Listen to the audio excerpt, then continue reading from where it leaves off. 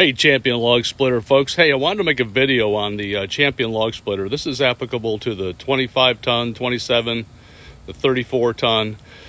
It's a great log splitter. I've watched a lot of videos on it. I bought this a couple days ago. I have not tried this unit out personally yet myself because I wanted to make a modification to it. One of the issues with this log splitter is that on the operator side, you've got the hydraulic fluid filter and the pump very exposed. You got the return line, the high pressure lines that you need to be concerned with, because when you're over here operating directly to the right, if a log happens to slide off that right hand side, you've got a lot of things you don't want to get hit by a log. I'm also going to make a point here, just to branch off from this discussion about this guard that I built, is that there is an O-ring on this high pressure side here and also up here. When I got this unit, fired it up, it had a slight leak in those areas. I took those hose off and I found out that there was actually no O-ring. Those are the only areas that require an O-ring.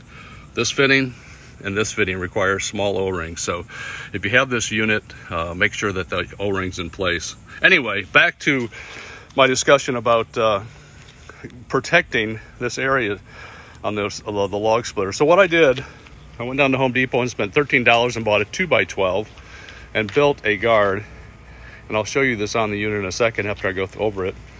This is obviously the side that you'd be looking at down on it from the operator side. Put a notch in it for the hole.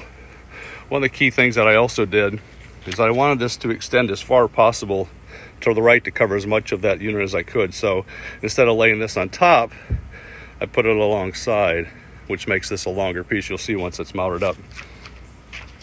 All stainless steel screws. I'll show you what these connect to on the bottom. So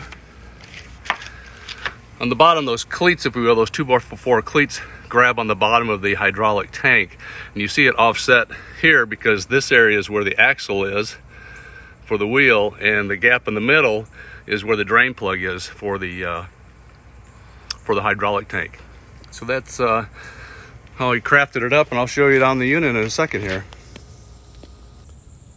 So this is what it looks like with the guard on the log splitter. On this side here, I didn't have to rip the boards at all. They actually fit perfectly on the sides and the top the way I've got it configured. Like I said, this is the long side of the 2x12 going down this way. That other 2x12 starts here coming out. One thing that I added is that this block right here that I've screwed in 2 locations. Once you slide this on, then I put this block in place to keep it from sliding that direction. Here's the downside. See on the left side, you see where the axle is, and then the block, and then the gap for the drain plug, and the other cleat, if you will, on the underside. So when I measured this off, I wanted to keep it from sliding either direction back and forth. So I have very tight tolerances from the end of this bolt here to the head of that bolt over here. So if this unit doesn't move back and forth this way at all. And then that cleat that I have screwed in here keeps the unit from going forward or back. So what the benefit of this is, obviously protects that pump and that filter. And another great feature of this thing is I weigh probably about 230 pounds, and this is extremely sturdy.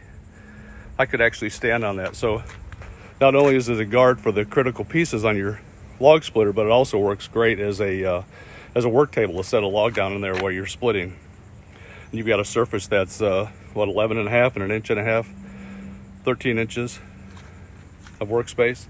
Works great for me. $13 fix, I guess, plus the cost of a couple screws and a scrap piece of 2x4. But that is how I've resolved the issue of keeping things from hitting the pump and the filter. Hope that helps you guys. That's my solution to the Champion Log Splitter. Take it easy. Bye.